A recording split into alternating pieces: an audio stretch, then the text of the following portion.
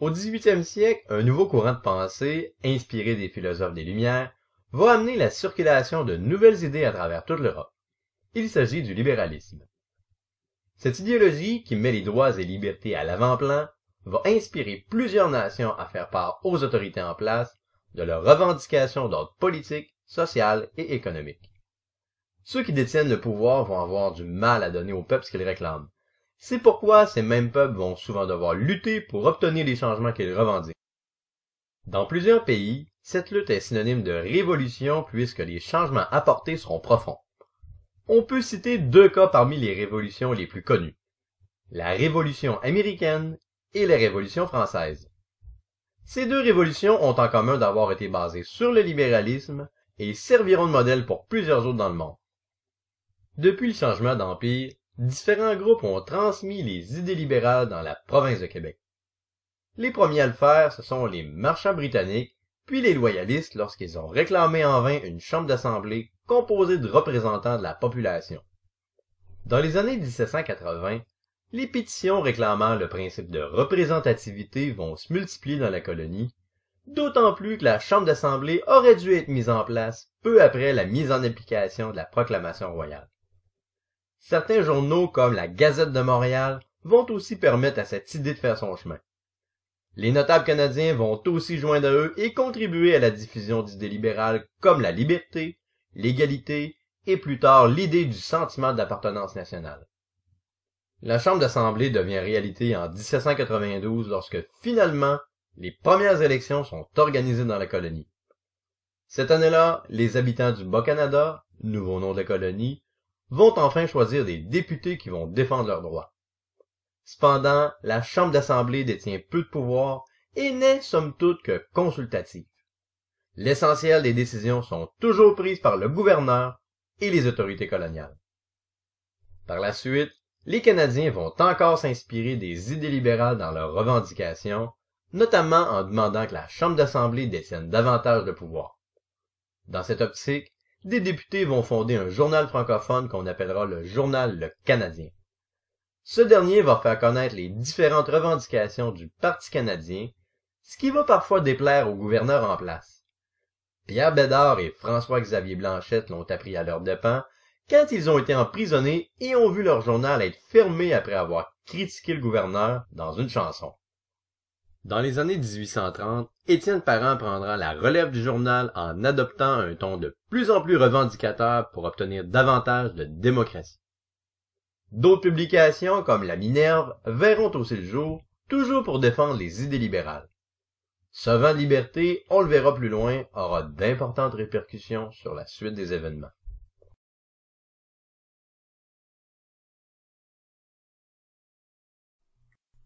En 1791, suite aux demandes de plus en plus pressantes de différents groupes sociaux dans la province de Québec, les autorités coloniales vont mettre en place une nouvelle constitution pour remplacer l'Acte de Québec. Il s'agit de l'Acte constitutionnel. Pour satisfaire les loyalistes qui sont de plus en plus nombreux dans la colonie, la province de Québec sera divisée en deux parties. C'est la rivière des Outaouais qui sera la frontière entre les deux colonies. Le territoire qui est situé à l'ouest de celle-ci sera le Haut-Canada, qui est aujourd'hui l'Ontario, alors que le territoire à l'est de la rivière des Outaouais sera désormais nommé le Bas-Canada.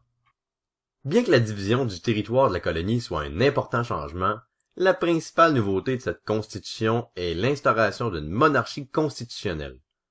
Dans ce régime politique, on trouve toujours un roi, celui de la Grande-Bretagne, mais ses pouvoirs sont limités par la Constitution. On peut donc dire que son pouvoir n'est pas absolu. Des élections sont donc organisées pour choisir les députés qui vont siéger à la Chambre d'Assemblée, ce qui signifie que la population peut enfin être représentée sur le plan politique. Les députés qui sont élus à l'Assemblée ont comme tâche principale de débattre et de voter les projets de loi. Pour qu'une loi puisse être mise en pratique, elle doit passer par un long processus.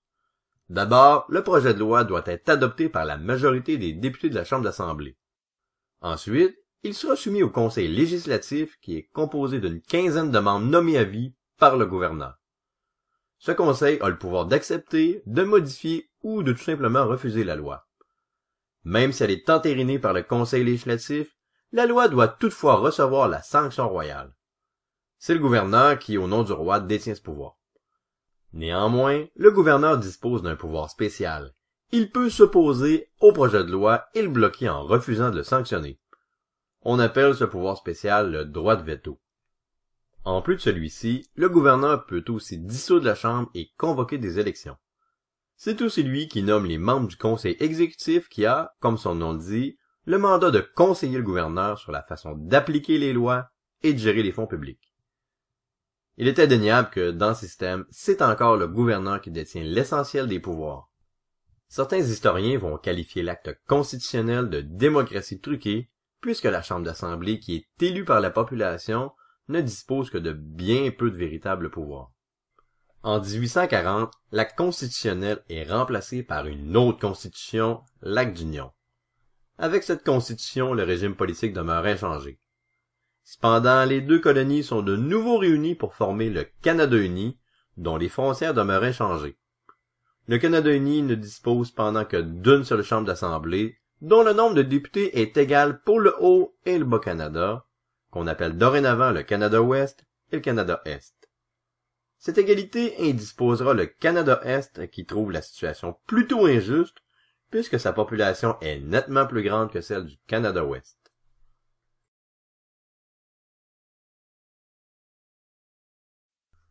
Dans la société du Bas-Canada de 1791, c'est la bourgeoisie qui occupe les principaux postes clés dans l'administration. La structure politique de la colonie est influencée par deux types de bourgeoisie, les bourgeoisies professionnelles et la bourgeoisie d'affaires. Chez les Canadiens français, la bourgeoisie professionnelle est en émergence et est la plus influente. Elle est essentiellement composée de personnes qui exercent des professions libérales. Ils sont surtout médecins, notaires et avocats, et réussissent à se faire élire comme députés du Parti canadien ou plus tard du Parti patriote à la Chambre d'Assemblée pour y défendre les intérêts du peuple canadien français. Du côté des Britanniques, la bourgeoisie est surtout issue du milieu des affaires. L'économie en croissance du Bas-Canada leur garantit une fortune grandissante, ce qui pousse les marchands à utiliser tous les leviers politiques à leur disposition pour défendre l'économie et le commerce. Bien que le British Party soit minoritaire à la Chambre d'Assemblée, la bourgeoisie d'affaires détient énormément d'influence dans la colonie, puisque les Britanniques sont majoritaires au conseil exécutif et législatif, où ils tentent de garder le contrôle sur la colonie. Un tel régime politique ne peut faire autrement que d'amener de vives tensions politiques et sociales entre les différents groupes qui s'opposent. D'un côté, on trouve le gouverneur et les membres des conseils, et de l'autre, on trouve la Chambre d'Assemblée, dans laquelle le Parti canadien est majoritaire. À plusieurs occasions, il y a eu des affrontements pour lesquels chacun des camps a voulu défendre ses propres intérêts. Un de ces enjeux, c'est le débat sur les langues. Dès la mise sur pied de la Chambre d'Assemblée, la question du choix de la langue utilisée pour voter les lois sera débattue entre les Britanniques et les Canadiens. Majoritaires à la Chambre d'Assemblée, les députés canadiens font du français et de l'anglais deux langues officielles par une loi adoptée après 3 jours de débat. Malgré le compromis que les députés ont voté démocratiquement, c'est Londres qui va clore le débat en faisant de l'anglais la seule langue officielle.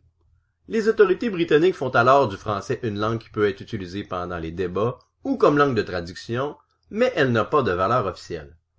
Un autre débat parlementaire important fut celui sur le financement de la construction des canaux. À cette époque, le transport se fait avec des bateaux-vapeurs qui sont de plus en plus gros, ce qui nécessite la construction de canaux comme le canal de la Chine. Les députés canadiens sont d'accord avec le principe des canaux, mais ils refusent de financer des canaux qui ne profiteraient qu'à la bourgeoisie marchande et au Canada.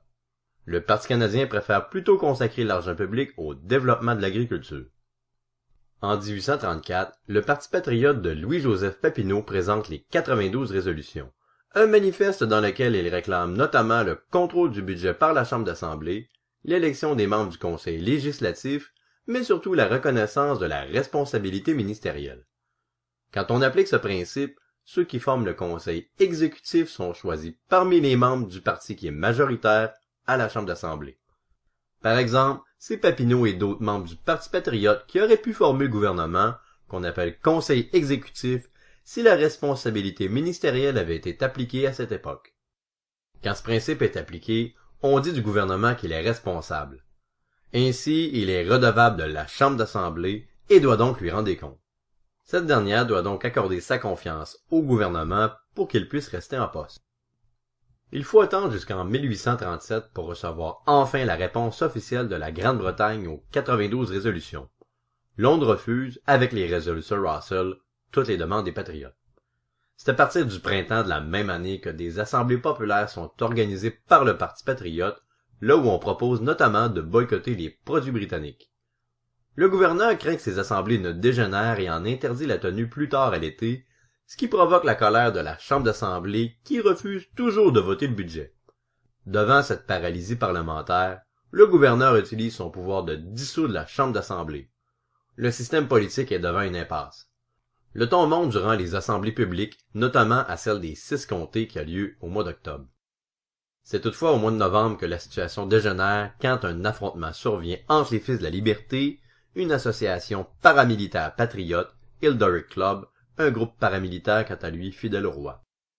Le gouverneur, peu de temps après, va ordonner l'arrestation de plusieurs chefs patriotes, dont Papineau lui-même.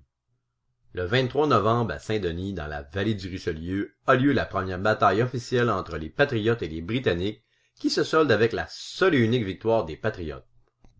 D'autres batailles ont lieu, notamment à Saint-Charles, mais elles se solderont toutes par des défaites du camp patriote.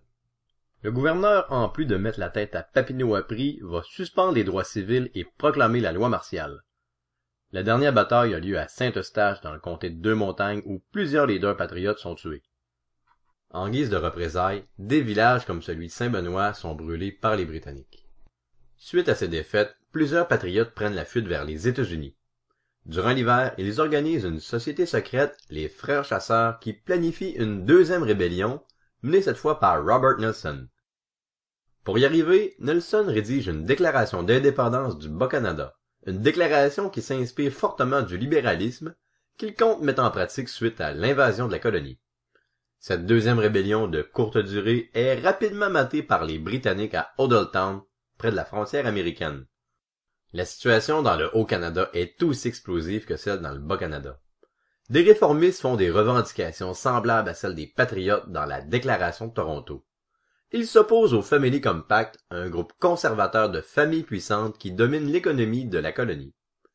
C'est William Lyon Mackenzie, le chef réformiste qui prend la tête d'un petit groupe armé qui tente de renverser le gouvernement en place. Il obtient cependant le même résultat que les Patriotes.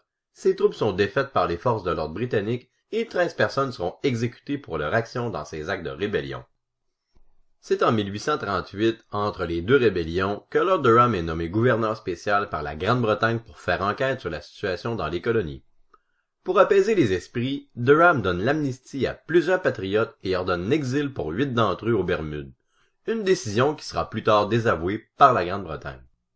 Cette clémence de Durham n'empêchera pas un conseil spécial, en 1839, d'ordonner la pendaison de 12 patriotes à la prison de Montréal suite à un procès que plusieurs trouvent douteux. Ces exécutions feront d'ailleurs l'objet de 2 films dans les années 1990. Dans son rapport, Lord Durham donne en partie raison aux patriotes en recommandant à la Grande-Bretagne l'octroi d'un gouvernement responsable dans ses colonies. Cependant, il explique la révolte armée des patriotes par un conflit entre 2 races. Selon lui, la seule façon de remédier à ce conflit, c'est par l'assimilation des Canadiens français. Pour y arriver, il croit qu'à long terme, il faut favoriser l'arrivée massive de colons britanniques. En attendant, il prône l'union des 2 Canada à court terme puisqu'en réunissant les 2 colonies, il réunit aussi les 2 chambres d'assemblée, ce qui permet aux Britanniques d'assurer leur domination politique sur les Canadiens français en étant majoritaires dans celle-ci. Avec le rapport de Durham, les Canadiens français prennent de plus en plus conscience qu'ils font partie d'une nation différente de celle des Britanniques. Certains propos de Durham ainsi que la menace de leur assimilation poussent ceux-ci à vouloir affirmer leur nation en prenant des mesures pour assurer la survie de leur culture, de leur religion et de leur langue. En 1840, la Grande-Bretagne met en place l'Acte d'Union, dans lequel certaines des recommandations de Lord Durham sont appliquées. Il n'y aurait toujours pas de gouvernement responsable dans la colonie avant encore quelques années, mais l'union qu'il proposait est devenue réalité. Cette union est dénoncée de toutes parts du côté des Canadiens français qui, plus que jamais, craignent pour la survie de leur nation.